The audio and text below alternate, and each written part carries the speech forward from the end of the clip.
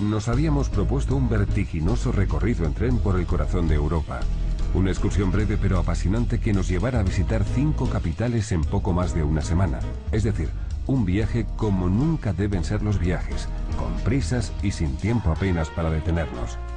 Pero que nos permitiera asomarnos a algunos escenarios principales de los países vecinos y vivir en ellos unos días intensos. Atravesamos las antiguas fronteras europeas siempre sobre vías férreas a bordo de trenes internacionales, algo que se ha convertido en práctica habitual del turismo más joven gracias a las tarifas económicas de Interrail. Incluso aprovechamos las noches para desplazarnos cambiando los hoteles por los coches cama. ¿Nos dormimos ya? Sí, ¿estás cansada? Entramos aquí. Buenas noches. Que descanses. Tú también.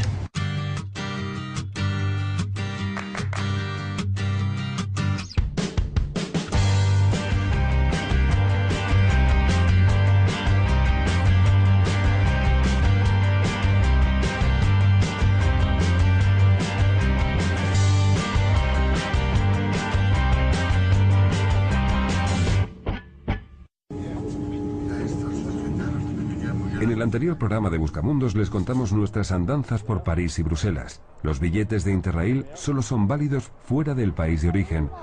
Así que volamos hasta la capital francesa para empezar en ella un enloquecido viaje en tren por Europa. En París nos quedamos 2 noches, muy poco tiempo, pero suficiente para disfrutar de algunos de sus rincones románticos y su ambiente culto. Después pasamos apresuradamente por Bruselas, una hermosa urbe con fama de aburrida, poblada por políticos y burócratas internacionales. Terminamos la primera parte de nuestro recorrido en Ámsterdam, donde hicimos una fugaz visita a Don Vicente Van Gogh y echamos un vistazo a los famosos comercios de diamantes. Sin tiempo siquiera para comer como es debido, entramos en algunos de sus bares más originales y acabamos de mirones del comercio sexual en el Barrio Rojo. Para la segunda jornada, en la que presume de ser la ciudad más liberal de Europa, habíamos dejado el célebre Mercado de las Flores donde, además de tulipanes, se venden quesos y cosas. Cosas tan dispares como adornos navideños y hongos alucinógenos. También haríamos una visita a la casa de Ana Frank, convertida en pequeño museo de la gran barbarie nazi. Daríamos los típicos paseos en barca y en tranvía y miraríamos con curiosidad los polémicos coffee shops donde se fuma marihuana como si se tomara una copa. Saldremos corriendo de Ámsterdam para no perder el tren de Praga, una capital mágica con escenarios dignos de un cuento de hadas. Admiraremos sus tesoros artísticos y culturales, probaremos su cerveza de receta secular e incluso visitaremos un siniestro museo del comunismo. Finalmente, acabaremos viaje en Ginebra, una ciudad llena de cuevas de Alí Baba, donde se ocultan los dineros más sucios del mundo. Pero vamos por partes. Continuemos nuestro relato en Ámsterdam.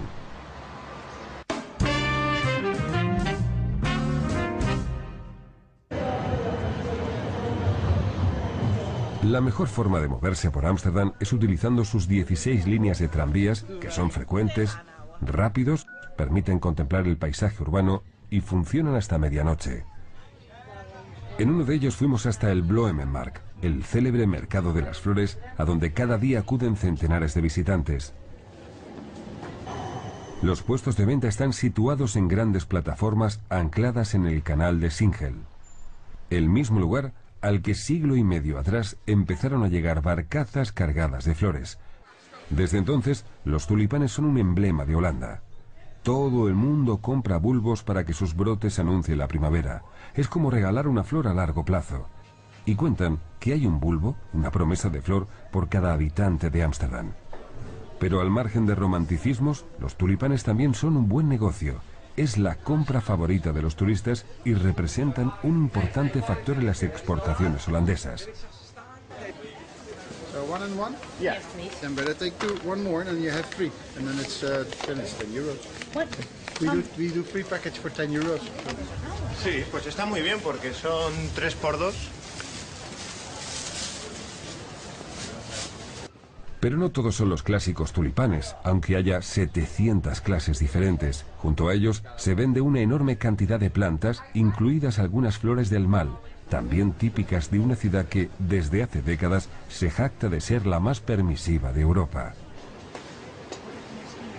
Entre tantos puestos de flores y plantas, encontramos una tienda de champiñones mágicos, es decir, de hongos psicoactivos, unos alucinógenos de efectos moderados, pero que alimentan la polémica sobre los límites de la tolerancia. Lo que sería un delito en el resto de Europa, aquí es mero negocio, y se ofrecen muestras para su cata junto a distintos artilugios dedicados al fumeteo. Mucho más inocente y tradicional es el comercio de quesos, otro tipo de tentación culinaria en la que sí caímos. Porque Holanda se enorgullece de producir una treintena de quesos diferentes, aunque los extranjeros apenas conozcamos 4. El de bola, el Gouda y los Leidse y Freyse, que saben a comino o a clavo. These are the smoked cheeses. Yes, it's very nice, delicious. This is the cabra viejo, cabra ajo and cabra naturale. Oveja, queso de nueces. Hay otro rincón del mercado donde siempre es Navidad. Un comercio que se ha hecho famoso porque mantiene durante todo el año la oferta de adornos y ropajes navideños. Bolas de cristal, velas, belenes, efigies de Papá Noel y toda clase de cachivaches para la fiesta más universal de la antigua fe cristiana y de los modernos ritos consumistas. Esta tienda está abierta los 365 días del año y es una tradición venir aquí a comprar los adornos de Navidad. Hay de todo, incluso efigies de la esposa de Papá Noel. Además de la habitual clientela holandesa, aquí vienen muchos extranjeros en busca del prestigio viajero que da a regalar un pirulo navideño comprado en Ámsterdam para colgarlo en un abeto arrancado en Minnesota o en cualquier otro sitio lejano. Otro tranvía nos llevó hasta la Plaza Dam, que es el corazón de Ámsterdam.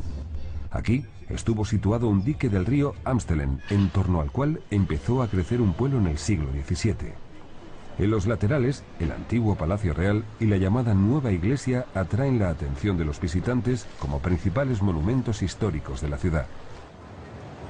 En el centro, un obelisco, en memoria de los holandeses caídos en la Segunda Guerra Mundial, suele servir de referencia y lugar de cita de viajeros.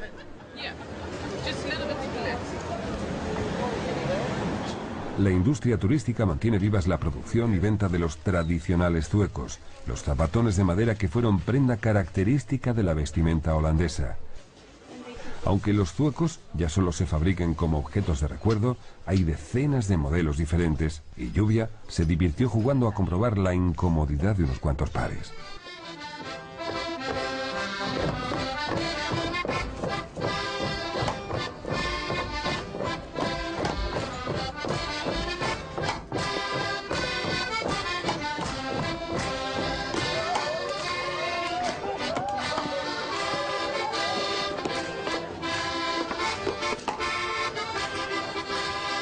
Ámsterdam dispone de 600.000 bicicletas para 750.000 habitantes.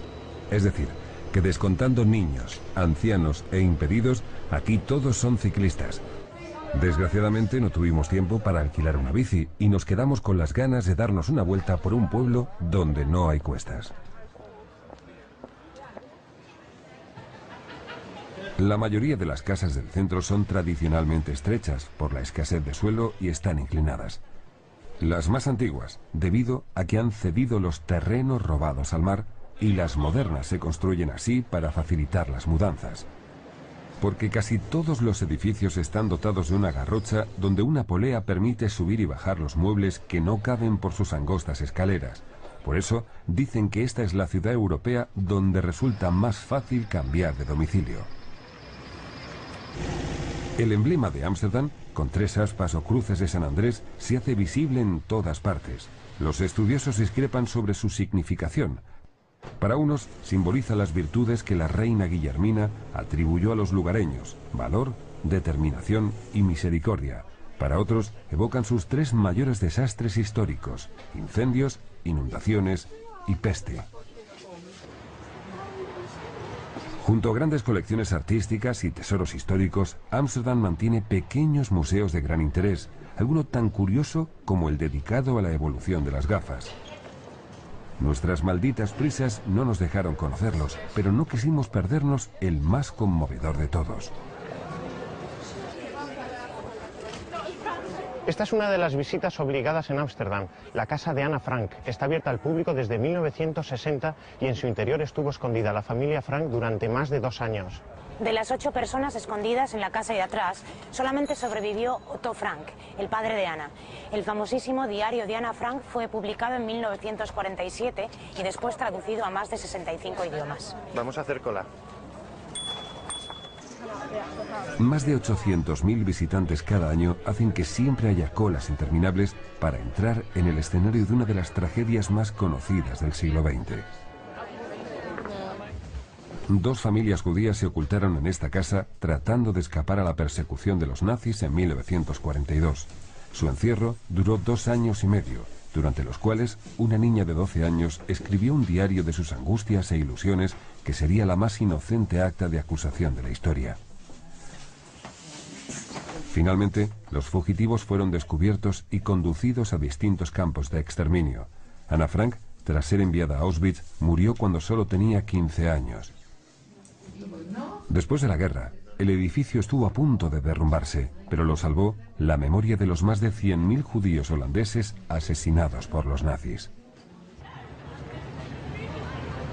La mejor receta para serenar el ánimo en Ámsterdam es dar un largo paseo en barca por sus 73 kilómetros de canales y bajo alguno de los 1.300 puentes que los cruzan. Que si me gusta Ámsterdam, creo que me podría venir a vivir aquí. ¿Y tú?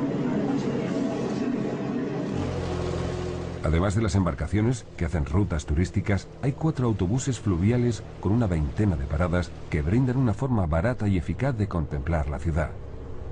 Y también de descubrir algunas de sus miserias ocultas, como los 2.500 modestos hogares flotantes a bordo de pequeños barcos anclados en rincones discretos, porque la pobreza también anida en las entrañas de la próspera Holanda, aunque casi nunca se vea. Ningún visitante joven se va de Ámsterdam sin haber entrado en uno de sus famosos coffee shops, los bares donde se fuma marihuana y se venden distintos tipos y derivados de cannabis. Lo más demandado son los vulgares canutos, que satisfacen a los clientes menos mañosos y a muchos curiosos deseosos de probar el vicio pero incapaces de liar un porro. Entre ellos hay quienes se descontrolan, acaban amarillos y echan la pota en los alrededores. Pero también hay numerosos fumadores habituales que llevan años consumiendo con moderación. Los coffee shops surgieron en la época de los hippies hace poco más de 40 años. Llegó a haber más de 1 millar, pero quedan menos de 300. Pagan unos elevados impuestos y sus precios son caros. Un canuto, 4 euros. Tienen la venta de hachís limitada a 5 gramos y están prohibidos el tabaco y el alcohol, aunque algunos ofrezcan cerveza. Teníamos que seguir viaje. Habíamos comprado el más económico de los llamados pases flexibles de Interrail, que permite viajar en 5 fechas dentro de un periodo de 10 días, y ya habíamos consumido la mitad de las jornadas. De Ámsterdam a Praga, el tren tarda casi 10 horas, así que decidimos aprovechar la noche para viajar. Pagamos el suplemento de coche-cama, pero nos ahorramos un hotel. Es un saco sábana.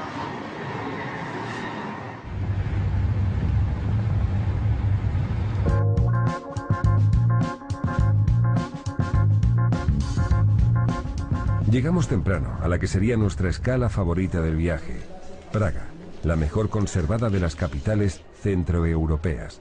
Ya en la misma estación se percibe el ambiente misterioso y nostálgico que impregna a una urbe barroca, cuyo centro histórico es un sinfín de tesoros artísticos extendidos sobre 800 hectáreas a orillas del río Moldava. Basta con un vistazo para entender por qué recibe los sobrenombres de Ciudad Dorada y la de las 100 cúpulas. Nos alojamos en una posada antigua y modesta, pero confortable y no muy alejada del casco histórico. Welcome to the Schnell. I need 1 passport. Thank you. El local rendía culto a una de las leyendas checas más antiguas, el Golem, una siniestra criatura de arcilla a la que un rabino dotó de vida para que defendiera el gueto contra los ataques antisemitas, pero que se rebeló trágicamente contra su creador. La capital checa dispone de numerosos hoteles acogedores, tanto modernos como cargados de historia. En la ciudad vieja incluso se encuentran algunos sitios singulares donde hospedarse. Este es el edificio más estrecho de Praga. Hay alojamientos para todos los gustos y presupuestos, pero no para todos los visitantes, porque Praga es un destino turístico muy codiciado que atrae cada año a 3 millones de visitantes, y su oferta de habitaciones nunca resulta suficiente. Por eso, conviene reservar con antelación.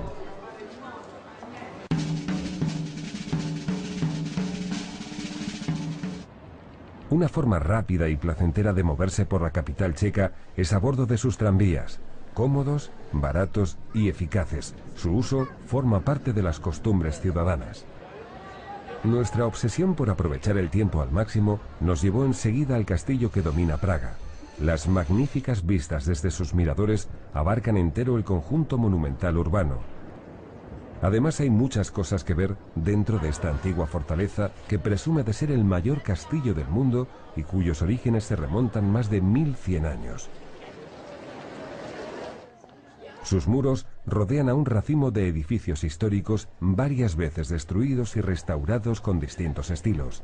Como residencia de reyes y presidentes, hasta hoy mismo siempre ha sido el centro del poder. A su alrededor creció la ciudad. La Catedral de San Vito ofrece la mayor muestra de arte gótico de una ciudad donde abundan las riquezas arquitectónicas. El esplendor de sus vidrieras y rosetones tiñe la luz de su interior, repleto de tesoros históricos de gran interés, como el mausoleo real o la tumba de San Juan Nepomuceno, de plata maciza.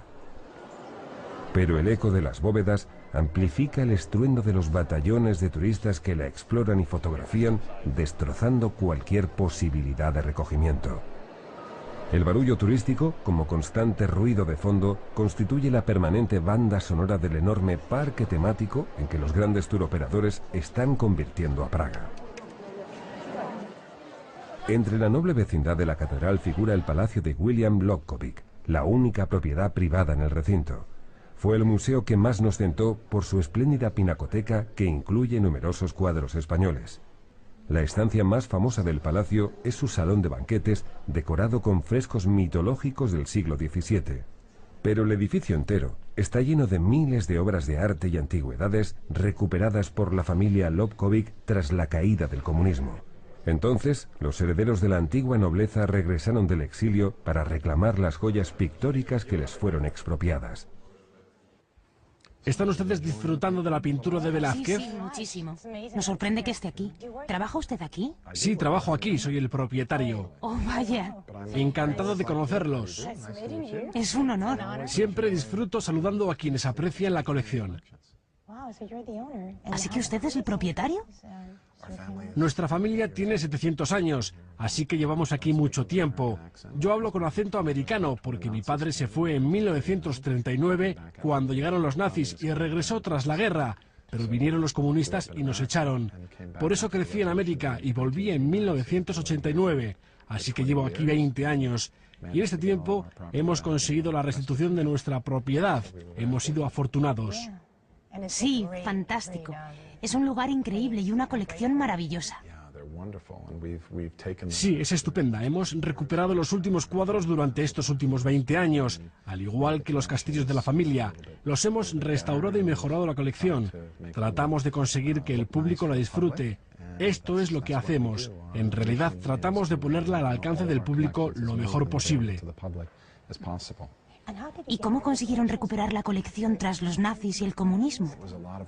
Fue una tarea difícil. La colección estaba desperdigada por más de un centenar de lugares distintos. Así que nos dedicamos a recuperar el material, reunir documentación, encontrar a los dueños de entonces, negociar con ellos y finalmente traer la colección de vuelta. Luego preparamos el museo y lo acondicionamos para exhibir los objetos y los cuadros, ya que hay maravillosas pinturas en la colección. ¿Cuándo acabaron de reunir todos los cuadros? Durante los años 90 reunimos las piezas. ¿Y cuántos cuadros hay? Hay 1.500 cuadros, entre un total de 25.000 objetos. Hay muchas piezas, pero los cuadros son lo más importante de la colección. Cuadros de Rubens, Bruegel, Canaletto, Velázquez, obras importantes, y tratamos de que sea interesante para que el público venga a disfrutar y conocer la historia de la República Checa, de estos cuadros maravillosos, de los castillos, y que visite los lugares originales. Es un trabajo increíble porque cada día nos permite contemplar estas maravillosas pinturas. Así que disfruta usted tanto que viene todos los días. Así es, todos los días. Beethoven. Me gusta tanto la música que cada día la escucho y contemplo las partituras originales de cada sinfonía. La quinta sinfonía fue dedicada a mis antepasados. Le pagaron para que la escribiera. Thank you very much. Thank you. Very nice to have you. It's a pleasure. Thank you so Enjoy your much. visit. Thank you. Okay. Thank you. Bye bye. Pasamos de largo por la exhibición de armas de caza, porque por más valor artístico que tengan, no dejan de ser viejos instrumentos de una actividad que los de Buscamundos repudiamos. Y nos detuvimos a observar las vitrinas donde se encuentra una magnífica colección de objetos que forman parte de la historia de la música. Esto es un manuscrito del Mesías de Händel original, y los garabatos que vemos son las correcciones de Mozart. Tengo la carne de gallina. Esa es la firma de Beethoven. La tercera, la quinta y la sexta sinfonía de Beethoven estaban dedicadas a uno de los príncipes, Lobkowicz. Qué fuerte, ¿no? Antes de bajar andando hacia Malastrana, el llamado barrio pequeño, los viajeros encuentran una forma tradicional de reponer fuerzas para la caminata.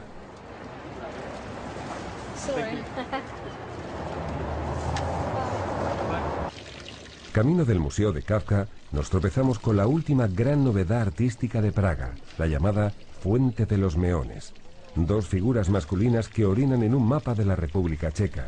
La gracia consiste en que mueven caderas y penes para, con los chorritos, escribir frases célebres. Un dispositivo permite que el público envíe mensajes de texto con lo que quiera que pongan, pero no funcionaba.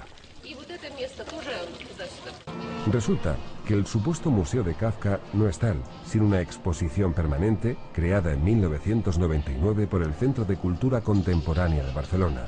Pero no cabe duda de que este es su sitio, porque la obra de Kafka describe el carácter tortuoso de Praga, aunque no la mencione. La escasa aportación museística consiste en cartas personales, diarios, dibujos y fotografías del escritor, además de ejemplares de las primeras ediciones de sus obras.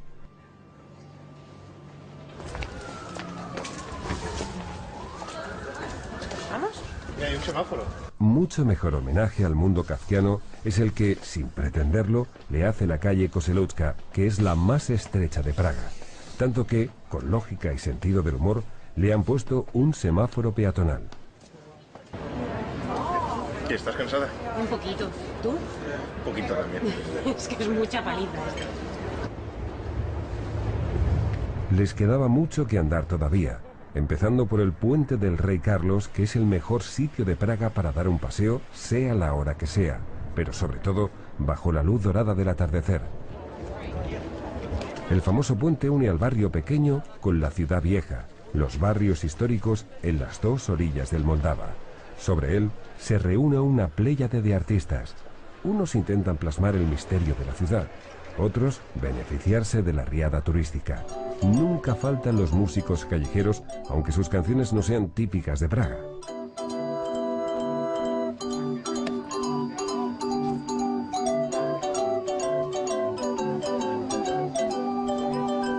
Hay artesanos, pintores, caricaturistas, las mismas gentes y oficios que en todas partes, pero envueltos por el ambiente bohemio característico de Praga. En 10 minutos ya tenemos nuestra caricatura.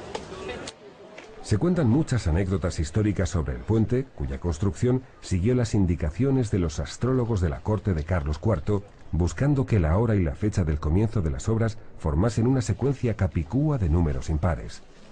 Se mezclaron miles de yemas de huevo en el mortero que une a sus piedras, y las leyendas aseguran que algunas de sus 30 estatuas tienen el poder de convertir los deseos en realidad, aunque todas sean copias, porque las originales se conservan en el Museo Nacional. Una banda de jazz ponía fondo rítmico a una ciudad embriagadora. Incluso un instrumento tan elemental como el rascador sonaba de modo espectacular.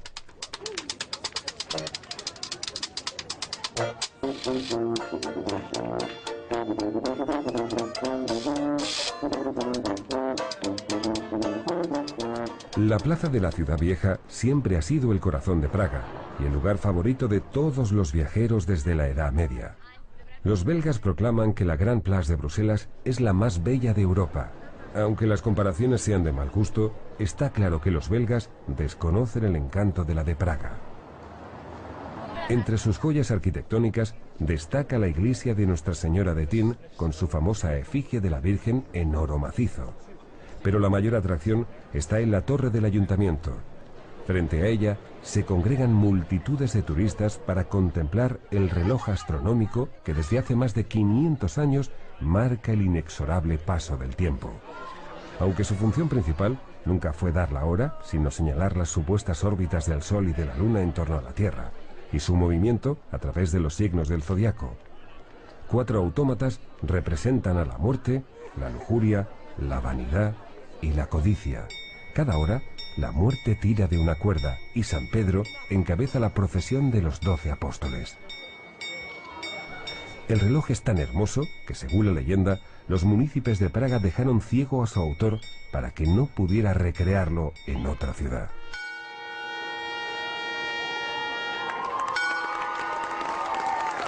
La plaza tiene otra leyenda siniestra.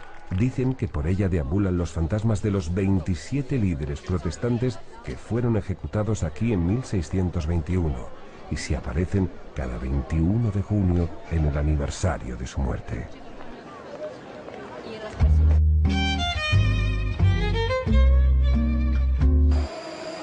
Llegamos al barrio judío de Josefov en pocos minutos, viajando en un cómodo vagón del metro, a diferencia de los turistas snobs que alquilan automóviles de época. Frente a la sinagoga española nos esperaba Franz Kafka, una estatua de bronce con la que Praga quiso pagar su deuda moral con un escritor al que despreció en vida. Esta es la estatua de Kafka más fotografiada por los turistas. Ponte un poco más a la izquierda. La sinagoga española, construida en el siglo XIX con un estilo morisco, presenta una exposición sobre la cultura hebrea en Bohemia. Otra cosa que no pudimos pararnos a ver, siempre empujados por el reloj. Entre las viejas sinagogas de Praga, la Mainzel destaca por su colección de coronas, escudos y cimeras de la Torá, es decir, de los 5 libros de Moisés, junto a numerosos objetos y símbolos judíos que los nazis recopilaron con la intención de dedicar un museo a lo que consideraban la cultura decadente de una raza a extinguir por orden de Hitler. Muy cerca se encuentra otra joya histórica judía, la sinagoga Pinkas, la más antigua de Praga. Reconstruida varias veces a lo largo de los siglos, nos admiró su espléndida bóveda gótica. Una parte del recinto sagrado alberga el monumento en memoria de más de 77.000 víctimas judías del nazismo en la antigua Checoslovaquia, cuyos nombres cubren totalmente los muros. Lo más conmovedor es la exposición de 4.000 dibujos hechos por los niños internados en el campo de concentración de Terezin. Se calcula que hubo más de 10.000 prisioneros infantiles y la mayoría pereció en condiciones inhumanas. Junto a la sinagoga se encuentra uno de los sitios históricos más imponentes de Praga, el cementerio judío. Fundado en el siglo XV, fue utilizado hasta 1787. Sus lápidas, torcidas y amontonadas unas sobre otras, crean un ambiente caótico que parece diseñado por un escenógrafo loco como plató para una película de Tim Burton. ¿Quieres que te tome yo una foto? ¿Por qué no? ¿Sois españoles? ¿Vosotros? Sí. Ah, sí, hola. Yo como escuché español, entonces digo, os voy a saludar. ¿Tú de dónde eres? No, yo soy de aquí, yo soy de Praga, sí. Ay, qué bien que hables español, porque así nos puedes contar algo, ¿no?, del cementerio. Bueno, yo siempre digo, para mí es el cementerio más impresionante del mundo. En realidad es curioso esto porque son como 12.000 lápidas aquí arriba que tú puedes ver de difuntos de aquí del gueto judío, de las cuales 12.000 se pueden leer. O sea, como que puedes leer quién es. Y debajo, eso sí que es curioso, porque se estima que en todo el territorio del cementerio hay como más de 100.000 personas enterradas en total. 1.000 personas. Unas encima de otras. Sí, dicen que en algunos lugares hay hasta 11 capas, como que de personas enterradas unas encima de otras. Pero mira, es muy curioso también porque tal como escuché, siempre los españoles se creen que aquí está enterrado Franz Kafka, ¿no? Y yo siempre, cuando lo escucho, por eso también me acerqué y digo, no, aquí no está enterrado, ese está enterrado en otro cementerio que se llama Nuevo Cementerio Judío de Praga. Aquí no está. Pues muchas gracias. De nada, que paséis bien, chao, hasta luego. La razón del amontonamiento de tumbas estuvo la discriminación sufrida por la comunidad hebrea, ya que durante 300 años este fue el único lugar donde se permitía dar sepultura a los judíos. El gueto desapareció, pero su cementerio se conservó. Quizás esta sea la tumba más famosa del cementerio, la del rabino Left. Dice la leyenda que él fue el creador del golem. Lo habitual es dejar un deseo en un papelito como este, pero nunca se puede pedir dinero y solo un deseo por persona. Tiene muchas peticiones que atender, el espíritu del mítico rabino, matemático y astrónomo. Ojalá que den mejor resultado que el monstruo de arcilla al que infundió vida con una fórmula mágica.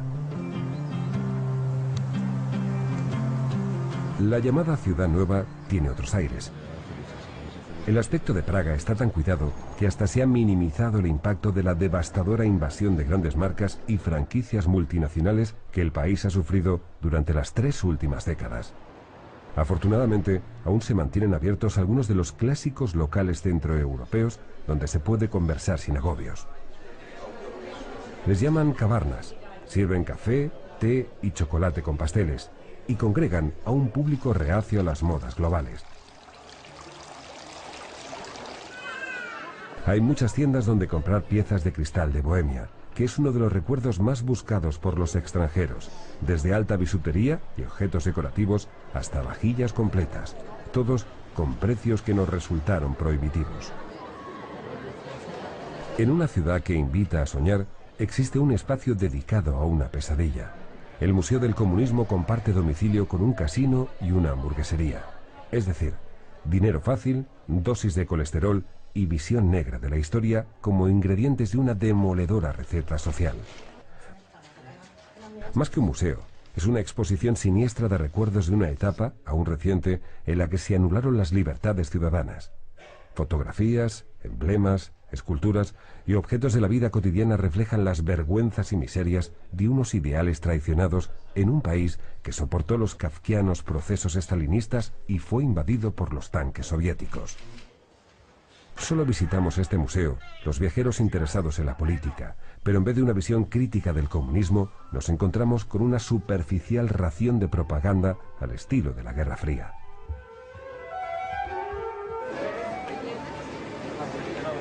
Los visitantes caprichosos son una fuente inagotable de dinero.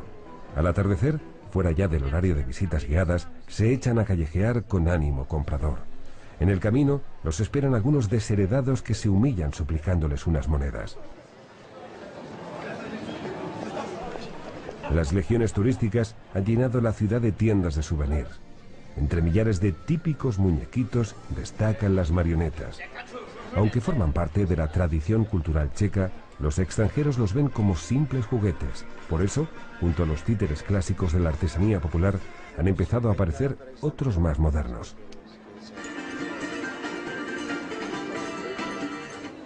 Un espectáculo de culto que casi resulta obligatorio en Praga es el llamado Teatro Negro. Aunque hay 5 locales escénicos dedicados al género, nosotros fuimos a la función de mayor éxito, que es Aspectos de Alicia, y cuenta la adolescencia de la niña que visitó el País de las Maravillas.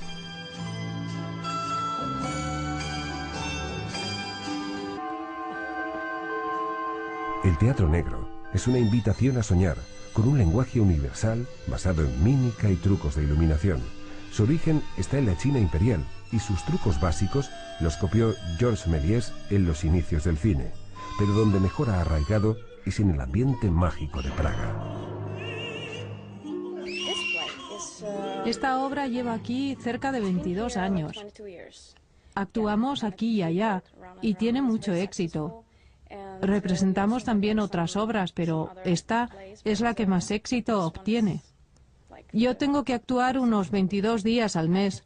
Eso significa 44 actuaciones, ya que actuamos 2 veces al día, pero es fantástico. Es fantástico. ¿No puedes hablar durante la obra?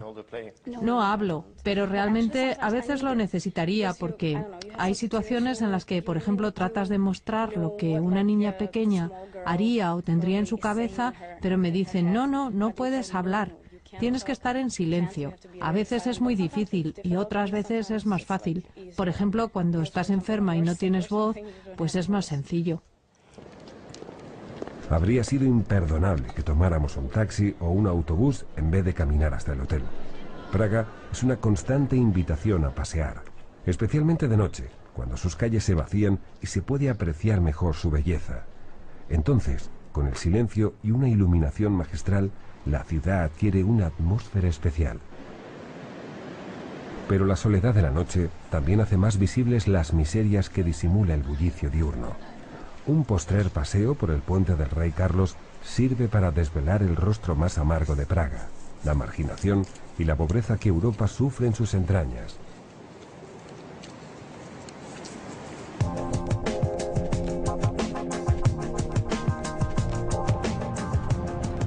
Los célebres balnearios checos merecen una rápida excursión que además nos permite ver algo de la geografía del país.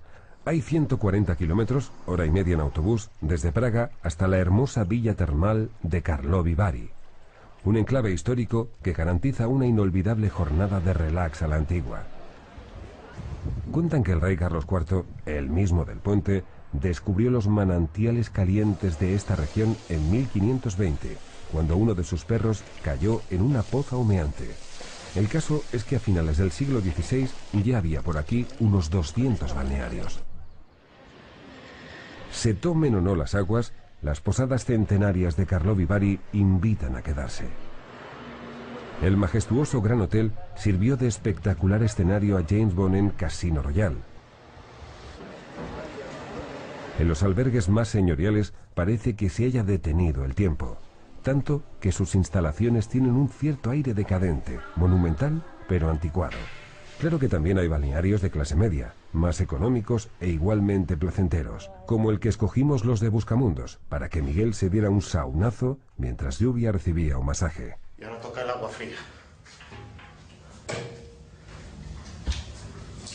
Uf, pero está heladísima.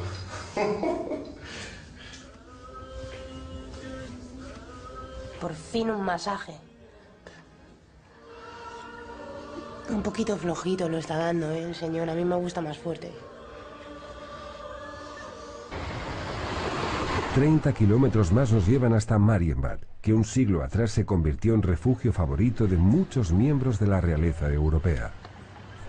Desde entonces ha decaído mucho la elegancia del lugar, aunque conserva el atractivo de sus jardines y sobre todo de una galería de hierro fundido cuyos preciosos frescos admiraron Wagner, Ibsen, Mark Twain y Kipling.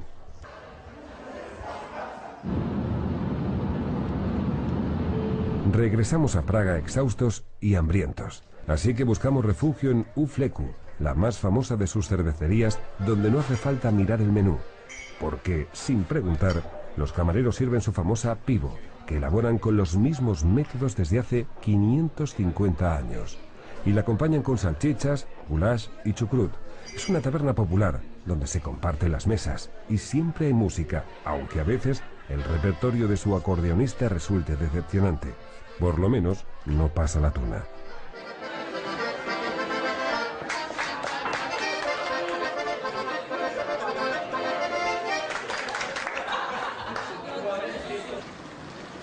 Se dice que Praga consiguió escapar casi intacta a las dos grandes guerras europeas del siglo XX porque sus gentes nunca quisieron combatir. Los checos son pacíficos, antibelicistas y odian el militarismo. Por eso se identifican con el protagonista de la principal novela de su literatura nacional, El soldado Švejk. Aunque no encontramos un solo monumento dedicado a este antihéroe popular, su figura está presente en las calles de Praga. Švejk es un soldado veterano, de carácter pragmático y burlón, reclutado a la fuerza y que siempre se escaquea haciéndose el tonto. Para los checos es un mito equiparable al del Quijote para nosotros.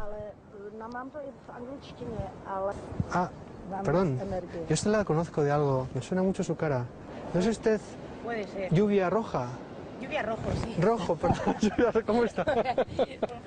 Pues yo estaba aquí con Lenka Prohaskova, que es una escritora checa de primera línea, y me está contando sobre su último libro. Que igual nos podría contar ella algo del soldado Švejk. Pues sí, sería estupendo. Si ella está dispuesta. El soldado Švejk es un libro genial. Hoy en día el personaje de Švejk ha quedado reducido a ser visto como un prototipo distorsionado del carácter nacional checo. A mi parecer no es una figura vacía, no es un tonto, sino más bien se trata de un hombre que está muy solo. Uno se da cuenta de esa salvedad al leer el libro. Se ve que Švejk está siempre rodeado de mucha gente, pero en el fondo está solo, y además de solo, enfrentado con el mundo. Es algo básico en la intención del escritor Jaroslav Hašek, que pretendía mostrar la situación de entonces de nuestra patria, de la nación checa, como parte que era del Imperio Austrohúngaro. Es verdad, no obstante, que si lo contemplamos con nuestra visión actual, la situación es parecida a aquella. Porque lo cierto es que la gente está cada vez más atomizada y más aislada. Así que los jóvenes de hoy puede que reconozcan el espíritu Švejk a través de sus propias experiencias a lo largo de sus vidas. Considero a Hašek uno de los mayores autores checos, al igual que Kafka. Si bien a Kafka nos lo quieren robar los alemanes, pero no les dejamos, porque aunque escribía en alemán, era checo. Bueno, muchísimas gracias por todo. Un placer. Gracias. Hasta la vista. Un paseo por la orilla del Moldava nos permitió descubrir la obra más moderna y polémica de la capital. La gente le llama el edificio danzante o la casa de Ginger y Fred, porque dicen que parece una pareja de baile. Lo curioso es que su diseño deconstructivista no desentona en una ciudad de fantasía.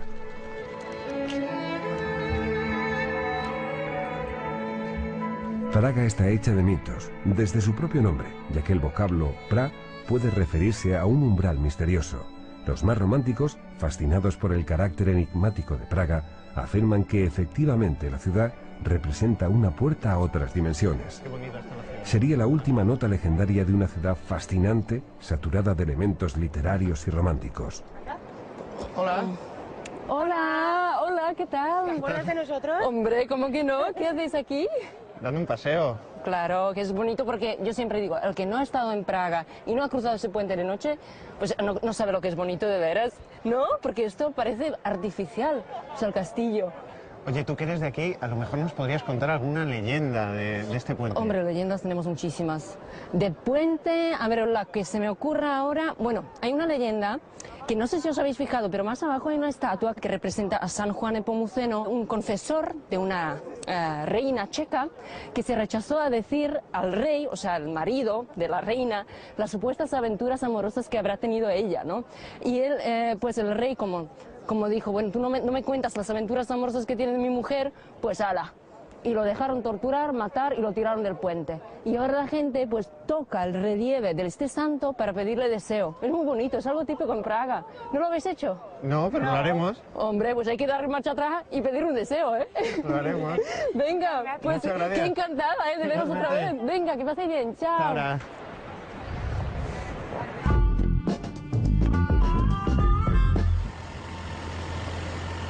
Nos costó trabajo marcharnos de Praga, empujados por nuestro apretado calendario Interrail.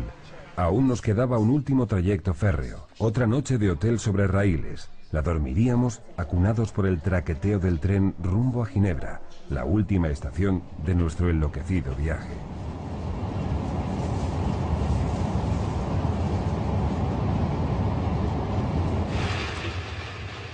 Cuando circulan de día, siempre nos parece que los trenes deberían de ir más rápido. Sin embargo, de noche agradeceríamos que fueran más lentos. Vamos, que nos habría gustado dormir un poco más en vez de llegar a Ginebra al amanecer. Dejamos las maletas en la estación para movernos sin impedimenta. ¿Qué llevas aquí? Nos quedaríamos menos de 10 horas en una ciudad que tiene fama de ser tan cara como poco seductora. Tiempo suficiente para dar un par de buenos paseos y charlar un rato con Jan Ziegler, que es uno de los ensayistas políticos más lúcidos de Europa. Servir de sede a la antigua Sociedad de Naciones y después a grandes agencias de Naciones Unidas, además de a la Cruz Roja, ha dado un carácter cosmopolita a la pequeña Ginebra, porque tiene menos de 200.000 habitantes, pero cerca del 40% son extranjeros con 185 nacionalidades diferentes. Ginebra, en todo caso, es una ciudad fuera de los circuitos turísticos, aunque sea una importante plaza histórica acreditada como lugar de asilo para perseguidos. Lo fue para los calvinistas, para los judíos y hasta para Lenin. Pero los tiempos han cambiado y sus bancos se han especializado en dar refugio al dinero más negro, mientras en Suiza empieza a alentar cierta xenofobia contraria a la tradición acogedora de Ginebra. Borges dijo que esta es la ciudad más bonita del mundo. Don Jorge Luis exageraba mucho. Ginebra tiene su encanto, como todas las ciudades viejas, pero la verdad es que parece una pulcra y adinerada capital de provincias con pocas cosas que ver, tanto que casi lo mejor que se puede hacer por las tardes es merendar en una de sus famosas chocolaterías. El chocolate suizo es tan famoso como el belga. Sus maestros artesanos cobran sueldos de joyeros y la producción de sus obradores se cotiza como auténticos objetos de lujo, fuera del alcance de muchos bolsillos. En esta ciudad están las chocolaterías más caras y más lujosas del mundo. 9 trufas, 15 euros. Ginebra es una ciudad donde no hay excusa posible para llegar tarde. La puntualidad forma parte de su carácter riguroso, de sus tradiciones calvinistas y hasta de su industria más tradicional, porque la relojería es casi un arte popular y abundan las fábricas, los talleres y los comercios de toda clase de cronómetros. Las malas lenguas repiten que la mejor aportación de Suiza a la humanidad ha sido el reloj de cuco. La peor, sin duda, es el secreto bancario que garantiza impunidad a los mayores criminales de todo el mundo. En el centro de Ginebra, los bancos son más numerosos que los bares. Lógico, porque esta ciudad es la mayor caja fuerte del mundo. El hermetismo y las tesis calvinistas sobre el ahorro sagrado forman parte de las tradiciones nacionales suizas. Suiza es un centro financiero desde el siglo XVII. En este país está el 35% de las fortunas privadas del mundo. Los bancos suizos ocultan inmensas riquezas en sus cámaras acorazadas subterráneas, y las leyes amparan los delitos fiscales como fuente de recursos externos del negocio financiero, porque la evasión de impuestos se considera una simple infracción administrativa, y los estafadores extranjeros disfrutan de una complicidad bancaria basada en el silencio. De todo eso queríamos que nos hablara Jan Ziegler, el hombre que ha denunciado con mayor firmeza los delitos financieros en Suiza. Miguel y Lluvia tuvieron que esperarle paseando a orillas del lago Léman hasta que finalizó la sesión de la Comisión de Derechos Humanos de la ONU en la que participaba. Esta es una ciudad muy extraña, muy extraña. Para empezar, rebosa de dinero. Es muy bonita, muy agradable, pero de hecho hay miles de millones de euros, de dólares, de francos suizos que están enterrados bajo esta ciudad. La Suisse est le deuxième pays le plus riche de la Terre par habitant, por tête d'habitant. Suiza es el segundo país más rico de la Tierra por habitante, solo detrás de Kuwait, según las estadísticas del Banco Mundial. Aunque Suiza no tiene ninguna riqueza. Hay montañas, glaciares, las nieves eternas, pero ninguna materia prima. Sin embargo, Suiza es el segundo país más rico de la Tierra en renta per cápita. La razón es el secreto bancario. Las cuevas de Ali Baba, que reciben el capital fugitivo del mundo entero también.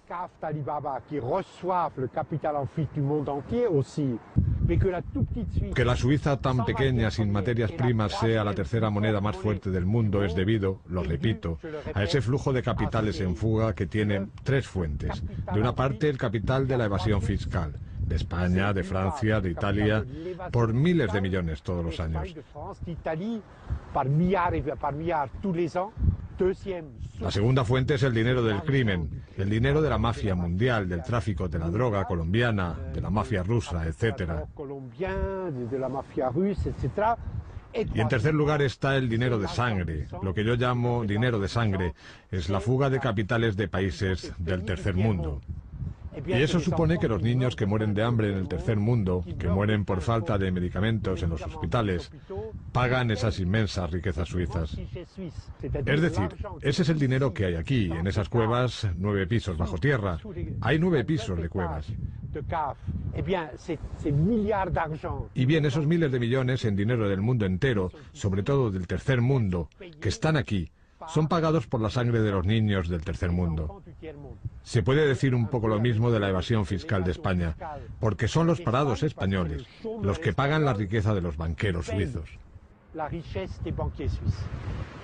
Escuchado todo aquello, Miguel y Lluvia fueron a conocer el único banco de Ginebra en el que podrían sentirse cómodos. Un banco que no concede hipotecas ni cobra intereses. Estamos en un banco muy famoso de esta ciudad. Es un banco para sentarse y ha batido el récord Guinness por ser el banco más largo del mundo. El interminable asiento de madera se prolonga más de 120 metros junto a los viejos castaños del Paseo Trail. Un escenario idóneo para hablar de amor, o de política, o de fútbol, pero nunca de negocios, porque esta clase de conversaciones transcurren en otro tipo de bancos. Todas las ciudades, incluso esta capital mundial de los banqueros, tienen rincones románticos donde se incuban los sueños y las esperanzas de las gentes sencillas frente a la voracidad despiadada de los mercaderes financieros.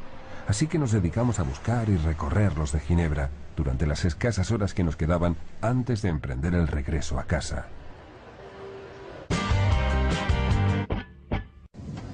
El último tramo del viaje, de Ginebra a Madrid, lo hicimos en avión, de un salto breve, en apenas un par de horas. Esta es la parada del aeropuerto, ¿no? Sí, vámonos.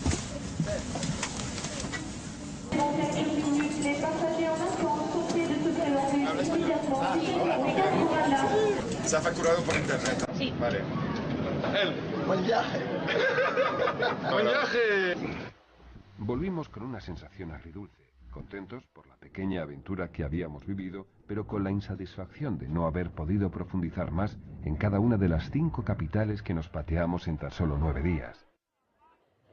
Nuestro relato no ha sido más que el diario de un arrebato viajero durante unas vacaciones cortas. Un juego tan divertido como fácil de jugar a través de unos cuantos parajes de esa Europa tan nuestra y tan ajena, cercana, distinta y sorprendente.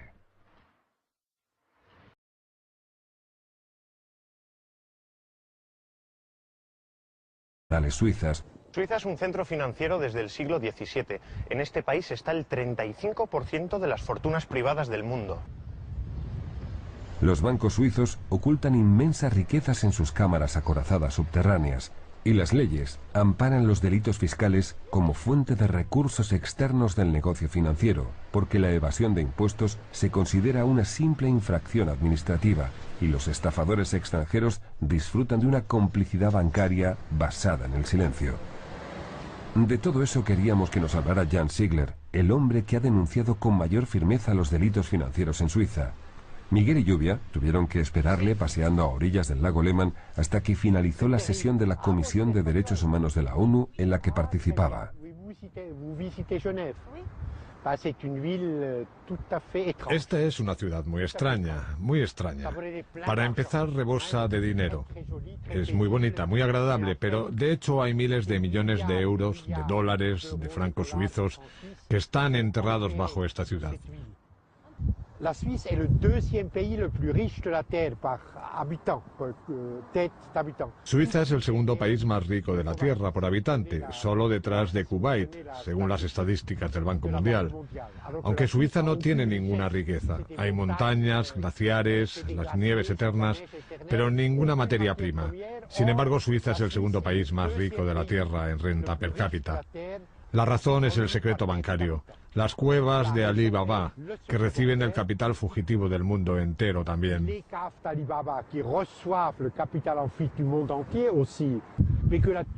Que la Suiza tan pequeña, sin materias primas, sea la tercera moneda más fuerte del mundo es debido, lo repito, a ese flujo de capitales en fuga que tiene tres fuentes. De una parte, el capital de la evasión fiscal, de España, de Francia, de Italia, por miles de millones todos los años. La segunda fuente es el dinero del crimen, el dinero de la mafia mundial, del tráfico de la droga colombiana, de la mafia rusa, etc. Y en tercer lugar está el dinero de sangre, lo que yo llamo dinero de sangre, es la fuga de capitales de países del tercer mundo. Y eso supone que los niños que mueren de hambre en el tercer mundo, que mueren por falta de medicamentos en los hospitales, pagan esas inmensas riquezas suizas. Es decir, ese es el dinero que hay aquí, en esas cuevas, 9 pisos bajo tierra. Hay 9 pisos de cuevas.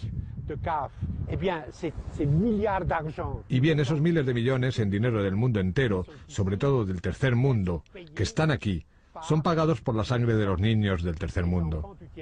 Se puede decir un poco lo mismo de la evasión fiscal de España, porque son los parados españoles los que... viejas, pero la verdad es que parece una pulcra y adinerada capital de provincias con pocas cosas que ver, tanto que casi lo mejor que se puede hacer por las tardes es merendar en una de sus famosas chocolaterías. El chocolate suizo es tan famoso como el belga. Sus maestros artesanos cobran sueldos de joyeros y la producción de sus obradores se cotiza como auténticos objetos de lujo, fuera del alcance de muchos bolsillos. En esta ciudad están las chocolaterías más caras y más lujosas del mundo. 9 trufas, 15 euros. Ginebra es una ciudad donde no hay excusa posible para llegar tarde. La puntualidad forma parte de su carácter riguroso, de sus tradiciones calvinistas y hasta de su industria más tradicional, porque la relojería es casi un arte popular y abundan las fábricas, los talleres y los comercios de toda clase de cronómetros. Las malas lenguas repiten que la mejor aportación de Suiza a la humanidad ha sido el reloj de cuco. La peor, sin duda, es el secreto bancario que garantiza impunidad a los mayores criminales de todo el mundo. En el centro de Ginebra, los bancos son más numerosos que los bares. Lógico, porque esta ciudad es la mayor caja fuerte del mundo. El hermetismo y las tesis calvinistas sobre el ahorro sagrado forman parte de las tradiciones nacionales suizas. Suiza es un centro financiero desde el siglo XVII. En este país está el 35% de las fortunas privadas del mundo. Los bancos suizos ocultan inmensas riquezas en sus cámaras acorazadas subterráneas, y las leyes amparan los delitos fiscales como fuente de recursos externos del negocio financiero, porque la evasión de impuestos se considera una simple infracción administrativa, y los estafadores extranjeros disfrutan de una complicidad bancaria basada en el silencio. De todo eso queríamos que nos hablara Jan Ziegler, el hombre que ha denunciado con mayor firmeza los delitos financieros en Suiza. Miguel y Lluvia tuvieron que esperarle paseando a orillas del lago Léman hasta que finalizó la sesión de la Comisión de Derechos Humanos de la ONU en la que participaba. Esta es una ciudad muy extraña, muy extraña. Para empezar, rebosa de dinero.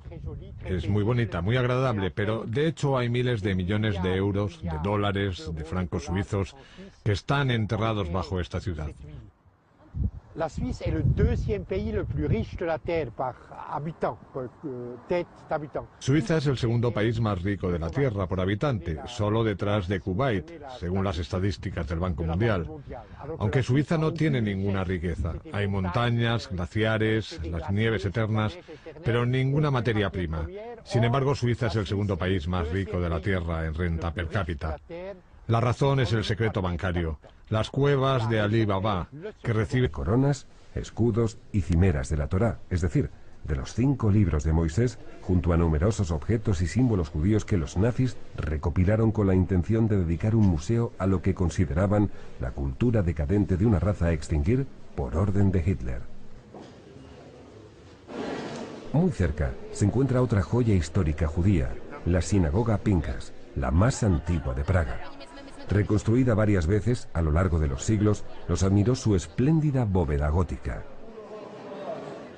Una parte del recinto sagrado alberga el monumento en memoria de más de 77.000 víctimas judías del nazismo en la antigua Checoslovaquia, cuyos nombres cubren totalmente los muros. Lo más conmovedor es la exposición de 4.000 dibujos hechos por los niños internados en el campo de concentración de Terezin. Se calcula que hubo más de 10.000 prisioneros infantiles y la mayoría pereció en condiciones inhumanas. Junto a la sinagoga se encuentra uno de los sitios históricos más imponentes de Praga, el cementerio judío. Fundado en el siglo XV, fue utilizado hasta 1787. Sus lápidas, torcidas y amontonadas unas sobre otras, crean un ambiente caótico que parece diseñado por un escenógrafo loco como plató para una película de Tim Burton. ¿Quieres que te tome yo una foto? ¿Por qué? ¿Sois españoles? ¿Vosotros? Sí. Ah, sí, hola. Yo como escuché español, entonces digo, os voy a saludar. ¿Tú de dónde eres? No, yo soy de aquí, yo soy de Praga, sí. Ay, qué bien que hables español, porque así nos puedes contar algo, ¿no?, del cementerio. Bueno, yo siempre digo, para mí es el cementerio más impresionante del mundo. En realidad es curioso esto porque son como 12.000 lápidas aquí arriba que tú puedes ver de difuntos de aquí del gueto judío, de las cuales 12.000 se pueden leer. O sea, como que puedes leer quién es. Y debajo, eso sí que es curioso, porque se estima que en todo el territorio del cementerio hay como más de 100.000 personas enterradas en total. 1.000 personas. Unas encima de otras. Sí, dicen que en algunos lugares hay hasta 11 capas, como que de personas enterradas unas encima de otras. Pero mira, es muy curioso también porque tal como escuché, siempre los españoles se creen que aquí está enterrado Franz Kafka, ¿no?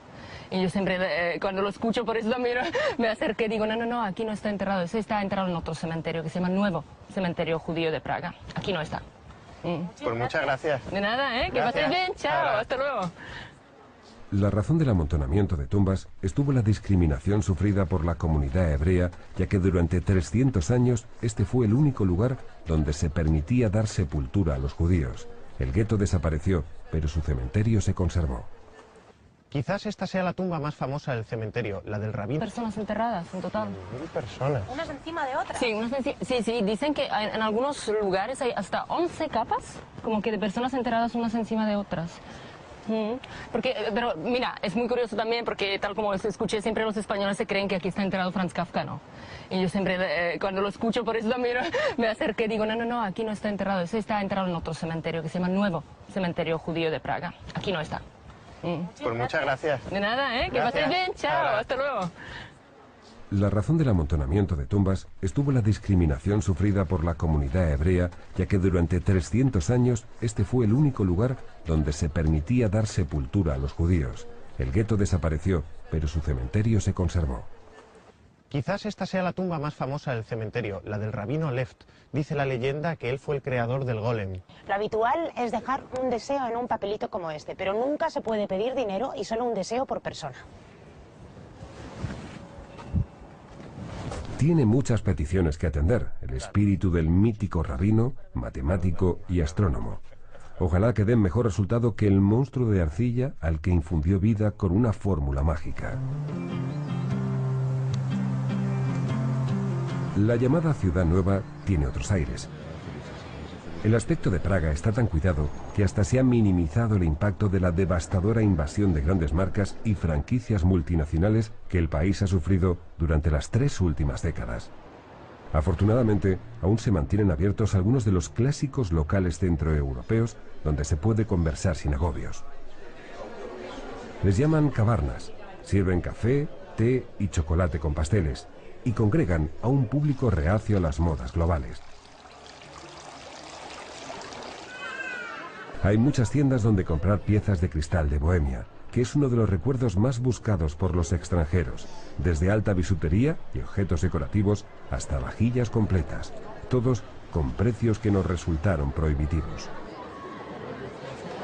En una ciudad que invita a soñar, existe un espacio dedicado a una pesadilla. El Museo del Comunismo comparte domicilio con un casino y una hamburguesería. Es decir, dinero fácil, dosis de colesterol y visión negra de la historia como ingredientes de una demoledora receta social. Más que un museo, es una exposición siniestra de recuerdos de una etapa, aún reciente, en la que se anularon las libertades ciudadanas. Fotografías, emblemas, esculturas y objetos de la vida cotidiana reflejan las vergüenzas y miserias de unos ideales traicionados en un país que soportó los kafkianos procesos estalinistas y fue invadido por los tanques soviéticos.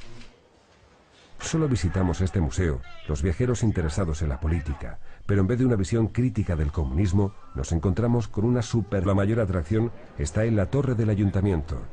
Frente a ella se congregan multitudes de turistas para contemplar el reloj astronómico que desde hace más de 500 años marca el inexorable paso del tiempo. Aunque su función principal nunca fue dar la hora, sino señalar las supuestas órbitas del Sol y de la Luna en torno a la Tierra, y su movimiento a través de los signos del zodiaco. 4 autómatas representan a la muerte, la lujuria, la vanidad y la codicia. Cada hora, la muerte tira de una cuerda y San Pedro encabeza la procesión de los 12 apóstoles. El reloj es tan hermoso que, según la leyenda, los municipios de Praga dejaron ciego a su autor para que no pudiera recrearlo en otra ciudad.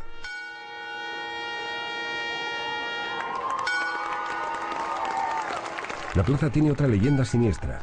Dicen que por ella deambulan los fantasmas de los 27 líderes protestantes que fueron ejecutados aquí en 1621 y se aparecen cada 21 de junio en el aniversario de su muerte.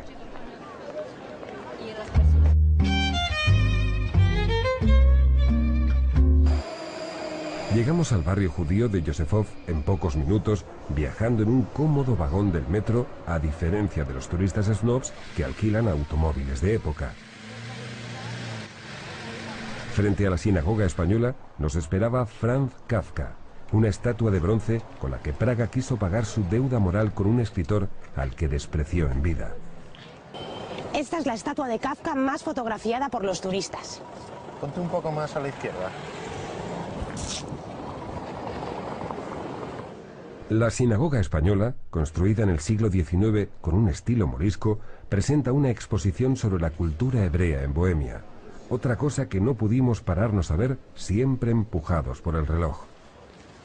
Entre las viejas sinagogas de Praga, la Mainzel destaca por su colección de coronas, escudos y cimeras de la Torá, es decir, de los 5 libros de Moisés, junto a numerosos objetos y símbolos judíos que los nazis recopilaron con la intención de dedicar un museo a lo que consideraban la cultura decadente de una raza a extinguir por orden de Hitler. Muy cerca se encuentra otra joya histórica judía, la sinagoga Pinkas, la más antigua de Praga. Reconstruida varias veces a lo largo de los siglos, nos admiró su espléndida bóveda gótica. Una parte del recinto sagrado alberga el monumento en memoria de más de 77.000 víctimas judías del nazismo en la antigua Checoslovaquia, cuyos nombres cubren totalmente los muros. Lo más conmovedor es la exposición de 4.000 dibujos hechos por los niños internados en el campo de concentración de Terezin. Así que disfruta usted tanto que viene todos los días. Así es, todos los días. Beethoven. Me gusta tanto la música que cada día la escucho y contemplo las partituras originales de cada sinfonía. La quinta sinfonía fue dedicada a mis antepasados. Le pagaron para que la escribiera. Thank you very much. Thank you. Thank you. Very nice to have you. It's a pleasure. Thank you so Enjoy your much. visit. Thank you. you. Thank you. Bye bye. Pasamos de largo por la exhibición de armas de caza, porque, por más valor artístico que tengan, no dejan de ser viejos instrumentos de una actividad que los de Buscamundos repudiamos. Y nos detuvimos a observar las vitrinas donde se encuentra una magnífica colección de objetos que forman parte de la historia de la música. Este es un manuscrito del Mesías de Händel original y los garabatos que vemos son las correcciones de Mozart. Tengo la carne de gallina. Esa es la firma de Beethoven. La tercera, la quinta y la sexta sinfonía de Beethoven estaban dedicadas a uno de los príncipes Lobkowicz. Qué fuerte, ¿no? Antes de bajar andando hacia Malastrana, el llamado barrio pequeño, los viajeros encuentran una forma tradicional de reponer fuerzas para la caminata.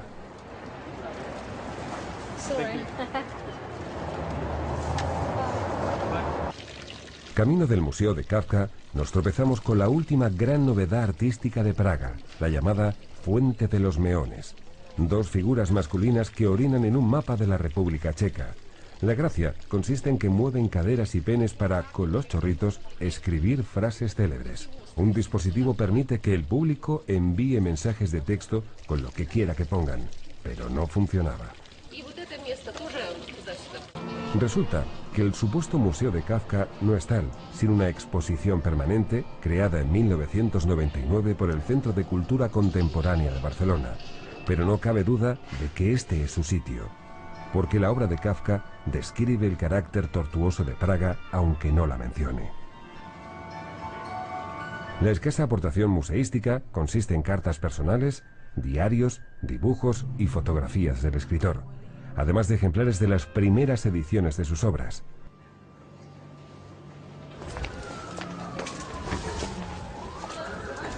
¿Vamos? Hay un semáforo. Mucho mejor homenaje al mundo kafkiano es el que, sin pretenderlo, le hace la calle Koselowska, que es la más estrecha de Praga. Tanto que, con lógica y sentido del humor, le han puesto un semáforo peatonal. ¿Y estás cansada? Un poquito. ¿Tú? Un poquito también. Es que es mucha paliza esto. Los callejeros, aunque sus canciones no sean típicas de Praga.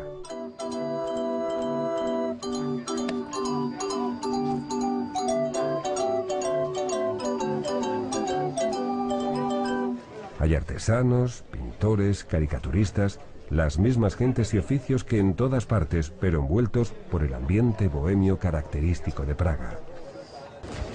En 10 minutos ya tenemos nuestra caricatura. Se cuentan muchas anécdotas históricas sobre el puente, cuya construcción siguió las indicaciones de los astrólogos de la corte de Carlos IV, buscando que la hora y la fecha del comienzo de las obras formasen una secuencia capicúa de números impares. Se mezclaron miles de yemas de huevo en el mortero que une a sus piedras, y las leyendas aseguran que algunas de sus 30 estatuas tienen el poder de convertir los deseos en realidad, aunque todas sean copias, porque las originales se conservan en el Museo Nacional. Una banda de jazz ponía fondo rítmico a una ciudad embriagadora. Incluso un instrumento tan elemental como el rascador sonaba de modo espectacular.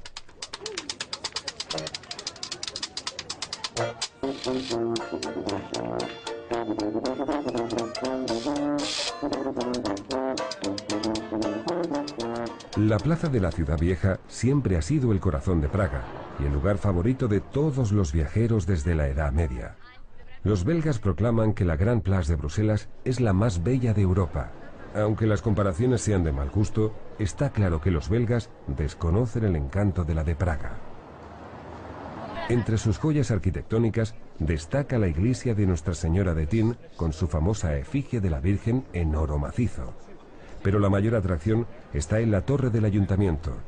Frente a ella se congregan multitudes de turistas para contemplar el reloj astronómico que desde hace más de 500 años marca el inexorable paso del tiempo.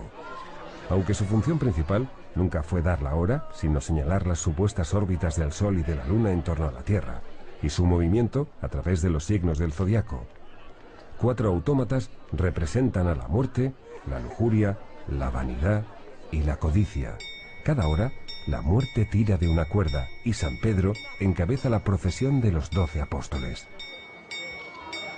El reloj es tan hermoso que, según la leyenda, los municipios de Praga dejaron ciego a su autor para que no pudiera recrearlo en otra ciudad.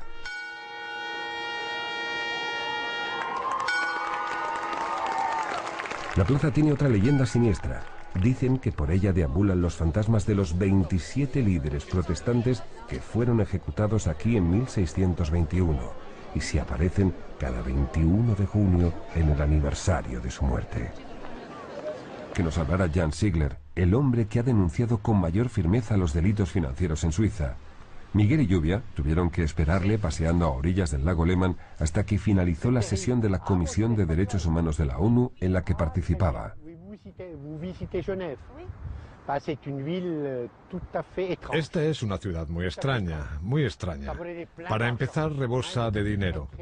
Es muy bonita, muy agradable, pero de hecho hay miles de millones de euros, de dólares, de francos suizos que están enterrados bajo esta ciudad. La Suisse est le deuxième pays le plus riche de la Terre par habitant, por tête d'habitant. Suiza es el segundo país más rico de la Tierra por habitante, solo detrás de Kuwait, según las estadísticas del Banco Mundial.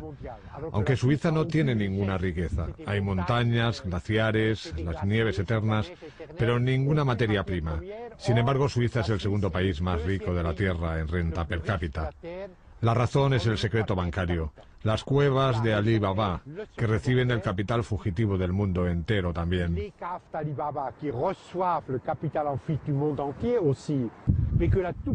Que la Suiza tan pequeña sin materias primas sea la tercera moneda más fuerte del mundo es debido, lo repito, a ese flujo de capitales en fuga que tiene tres fuentes. De una parte, el capital de la evasión fiscal, de España, de Francia, de Italia, por miles de millones todos los años.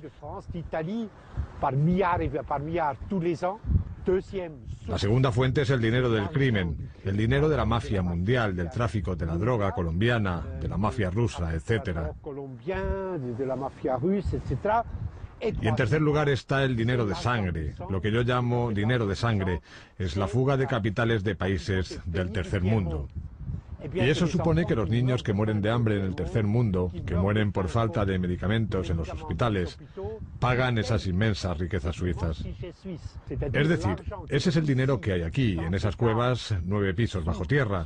Hay 9 pisos de cuevas. Y bien, esos miles de millones en dinero del mundo entero, sobre todo del tercer mundo, que están aquí, son pagados por la sangre de los niños del tercer mundo. Se puede decir un poco lo mismo de la evasión fiscal de España, porque son los parados españoles los que pagan la riqueza de los banqueros suizos. Escuchado todo aquello, Miguel y Lluvia fueron a conocer el único banco de Ginebra en el que podrían sentirse cómodos. Un banco que no concede hipotecas ni cobra intereses. Estamos en un banco muy famoso de esta ciudad. Es un banco para sentarse y ha batido el récord Guinness por ser el banco más largo del mundo. El interminable asiento de madera se prolonga más de 120 metros junto a los viejos castaños del Paseo Trail. Los hemos restaurado y mejorado la colección. Tratamos de conseguir que el público la disfrute. Esto es lo que hacemos. En realidad tratamos de ponerla al alcance del público lo mejor posible. ¿Y cómo consiguieron recuperar la colección tras los nazis y el comunismo? Fue una tarea difícil. La colección estaba desperdigada por más de un centenar de lugares distintos. Así que nos dedicamos a recuperar el material, reunir documentación, encontrar a los dueños de entonces, negociar con ellos y finalmente traer la colección de vuelta. Luego preparamos el museo y lo acondicionamos para exhibir los objetos y los cuadros, ya que hay maravillosas pinturas en la colección. ¿Cuándo acabaron de reunir todos los cuadros? Durante los años 90 reunimos las piezas. ¿Y cuántos cuadros hay? Hay 1.500 cuadros, entre un total de 25.000 objetos. Hay muchas piezas, pero los cuadros son lo más importante de la colección. Cuadros de Rubens, Bruegel, Canaletto, Velázquez. Obras importantes y tratamos de que sea interesante para que el público venga a disfrutar y conocer la historia de la República Checa, de estos cuadros maravillosos, de los castillos y que visite los lugares originales. Es un trabajo increíble porque cada día nos permite contemplar estas maravillosas pinturas. Así que disfruta usted tanto que viene todos los días. Así es, todos los días. Beethoven. Me gusta tanto la música que cada día la escucho y contemplo las partituras originales de cada sinfonía. La quinta sinfonía fue dedicada a mis antepasados. Le pagaron para que la escribiera. Thank you very much. Thank you. Very nice to have you. It's a pleasure. Thank you so Enjoy your much. visit. Thank you. you. Thank you. Bye bye. Pasamos de largo por la exhibición de armas de caza, porque, por más valor artístico que tengan, no dejan de ser viejos instrumentos de una actividad que los de Buscamundos repudiamos. Y nos detuvimos a observar las vitrinas donde se encuentra una magnífica colección de objetos que forman parte de la historia de la música. Esto es un manuscrito del Mesías de Händel original y los garabatos que vemos son las correcciones de Mozart. Tengo la carne de gallina. Esa es la firma de Beethoven.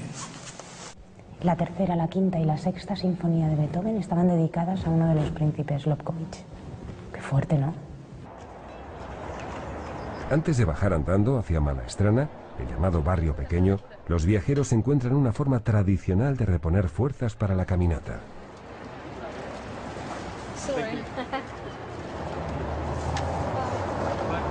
Escondidas en la casa de atrás, solamente sobrevivió Otto Frank, el padre de Ana. El famosísimo diario de Ana Frank fue publicado en 1947 y después traducido a más de 65 idiomas. Vamos a hacer cola. Más de 800.000 visitantes cada año hacen que siempre haya colas interminables para entrar en el escenario de una de las tragedias más conocidas del siglo XX. Dos familias judías se ocultaron en esta casa tratando de escapar a la persecución de los nazis en 1942. Su encierro duró 2 años y medio, durante los cuales una niña de 12 años escribió un diario de sus angustias e ilusiones que sería la más inocente acta de acusación de la historia. Finalmente, los fugitivos fueron descubiertos y conducidos a distintos campos de exterminio. Ana Frank, tras ser enviada a Auschwitz, murió cuando solo tenía 15 años.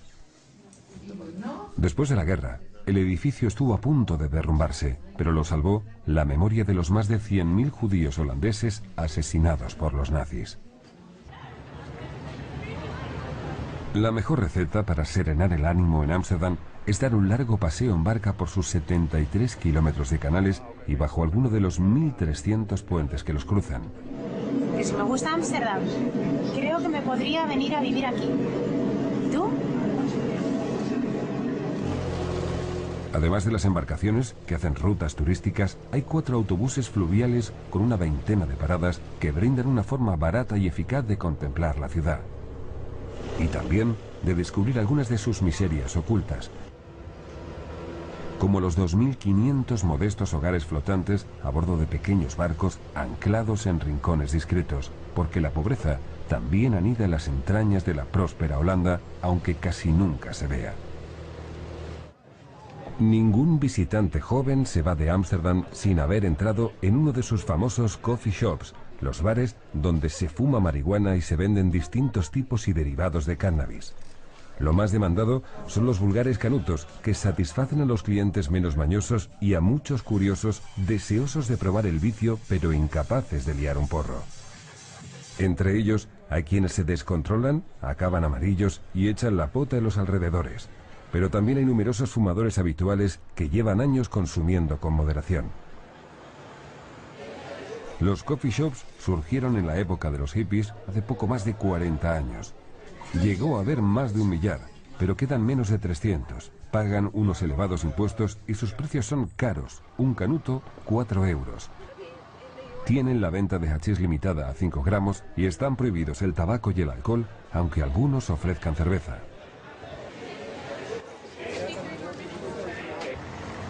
Las malas lenguas repiten que la mejor aportación de Suiza a la humanidad ha sido el reloj de cuco. La peor, sin duda, es el secreto bancario que garantiza impunidad a los mayores criminales de todo el mundo. En el centro de Ginebra, los bancos son más numerosos que los bares. Lógico, porque esta ciudad es la mayor caja fuerte del mundo. El hermetismo y las tesis calvinistas sobre el ahorro sagrado forman parte de las tradiciones nacionales suizas. Suiza es un centro financiero desde el siglo XVII.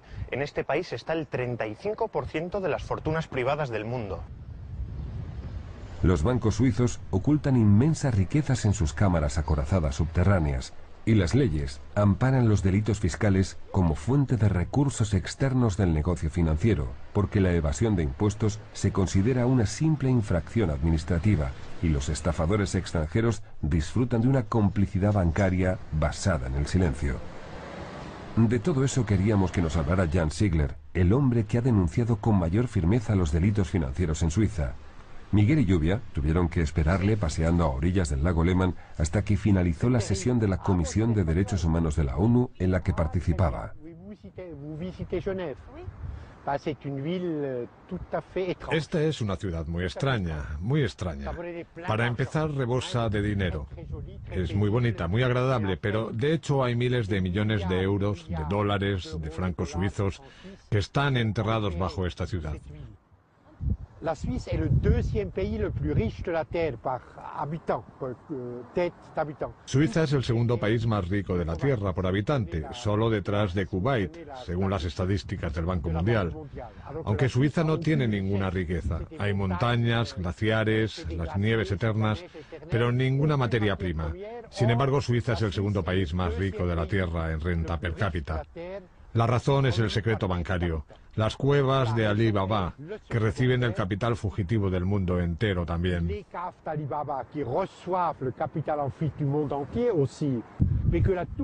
Que la Suiza tan pequeña sin materias primas sea la tercera moneda más fuerte del mundo es debido, lo repito, a ese flujo de capitales en fuga que tiene tres fuentes. De una parte, el capital de la evasión fiscal, de España, de Francia, de Italia, por miles de millones todos los años. La segunda fuente es el dinero del crimen, el dinero de la mafia mundial, del tráfico de la droga colombiana, de la mafia rusa, etc. Y en tercer lugar está el dinero de sangre, lo que yo llamo dinero de sangre, es la fuga de capitales de países del tercer mundo. Y eso supone que los niños que mueren de hambre en el tercer mundo, que mueren por falta de medicamentos en los hospitales, pagan esas inmensas riquezas. Más rápido. Sin embargo, de noche agradeceríamos que fueran más lentos. Vamos, que nos habría gustado dormir un poco más en vez de llegar a Ginebra al amanecer. Dejamos las maletas en la estación para movernos sin impedimenta. ¿Qué llevas aquí? Nos quedaríamos menos de 10 horas en una ciudad que tiene fama de ser tan cara como poco seductora. Tiempo suficiente para dar un par de buenos paseos y charlar un rato con Jan Ziegler, que es uno de los ensayistas políticos más lúcidos de Europa. Servir de sede a la antigua Sociedad de Naciones y después a grandes agencias de Naciones Unidas, además de a la Cruz Roja, ha dado un carácter cosmopolita a la pequeña Ginebra. Porque tiene menos de 200.000 habitantes, pero cerca del 40% son extranjeros con 185 nacionalidades diferentes. Ginebra, en todo caso, es una ciudad fuera de los circuitos turísticos, aunque sea una importante plaza histórica acreditada como lugar de asilo para perseguidos. Lo fue para los calvinistas, para los judíos y hasta para Lenin. Pero los tiempos han cambiado y sus bancos se han especializado en dar refugio al dinero más negro, mientras en Suiza empieza a alentar cierta xenofobia contraria a la tradición acogedora de Ginebra. Borges dijo que esta es la ciudad más bonita del mundo. Don Jorge Luis exageraba mucho. Ginebra tiene su encanto, como todas las ciudades viejas, pero la verdad es que parece una pulcra y adinerada capital de provincias con pocas cosas que ver. Tanto que casi lo mejor que se puede hacer por las tardes es merendar en una de sus famosas chocolaterías. El chocolate suizo es tan famoso como el belga. Sus maestros artesanos cobran sueldos de joyeros y la producción de sus obradores se cotiza como auténticos objetos de lujo, fuera del alcance de muchos bolsillos. En esta ciudad están las chocolaterías más caras y más lujosas del mundo. 9 trufas, 15 euros. Ginebra es una ciudad donde no hay excusa posible para llegar tarde. La puntualidad forma parte de su carácter riguroso, de sus tradiciones calvinistas y hasta de su industria más tradicional, porque la relojería es casi un arte popular y abundan las fábricas, los talleres y los comercios de toda clase de cronómetros. Las malas lenguas repiten que la mejor aportación de Suiza a la humanidad ha sido el reloj de cuco. La peor, sin duda, es el secreto bancario que garantiza impunidad a los mayores criminales de todo el mundo. En el centro de Ginebra, los bancos son más numerosos que los bares. Lógico, porque esta ciudad es la mayor caja fuerte del mundo. El hermetismo y las tesis calvinistas sobre el ahorro sagrado forman parte de las tradiciones nacionales suizas. Suiza es un centro financiero desde el siglo XVII. En este país está el 35% de las fortunas privadas del mundo.